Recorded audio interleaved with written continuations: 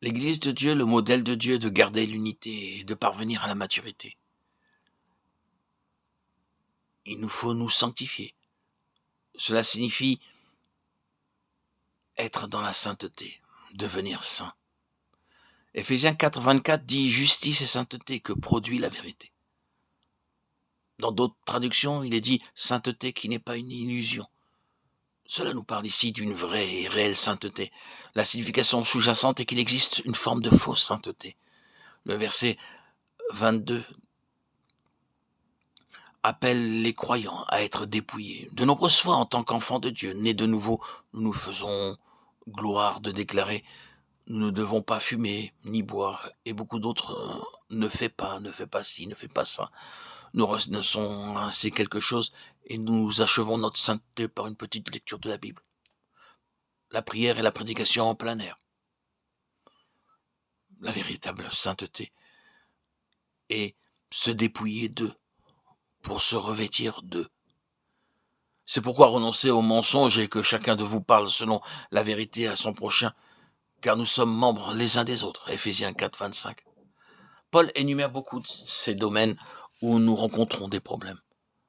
Paul presse les croyants à renoncer une fois pour toutes à ces choses et à pratiquer dans la vérité. La raison de Paul est que nous sommes membres les uns des autres. Lorsqu'une main reçoit un choc dans notre corps, le message est transmis à tous les membres du corps par le canal des sens. Tous les membres travaillent pour elle et bientôt elle sera guérie. Beaucoup d'entre nous ont des ruptures dans leur vie spirituelle, mais nous ne l'exposons pas aux autres. Quoique nous ayons des défaites, jamais nous ne nous approchons des gens pour leur réclamer de prier pour nos défaites. Que faisons-nous à la fin? Nous avons à nous souvenir que nous sommes membres les uns des autres. Nous cachons les défaites et prétendons être des chrétiens victorieux. Personne ne connaît le combat intérieur, la sphère dans laquelle l'autre personne peut exercer un ministère pour nous. Si nous sommes membres les uns des autres, nous ne devons pas essayer de vivre une vie retirée où nous tiendrons debout ensemble, où nous tomberons ensemble. Chacun d'entre nous a ses chagrins et ses défaites. Chacun d'entre nous a quelques domaines où quelqu'un peut exercer un ministère en sa faveur. Personne n'est suffisant pour lui-même. Si nous le prétendons, nous disons un mensonge.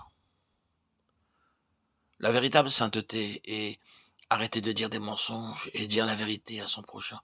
L'autre personne sait ce que nous sommes réellement. Ici, il y a une note d'avertissement. N'abusons pas lorsque quelqu'un vient nous faire une confidence en trahissant la personne. Cela signifie ne pas commérer, colporter. Paul presse encore les croyants.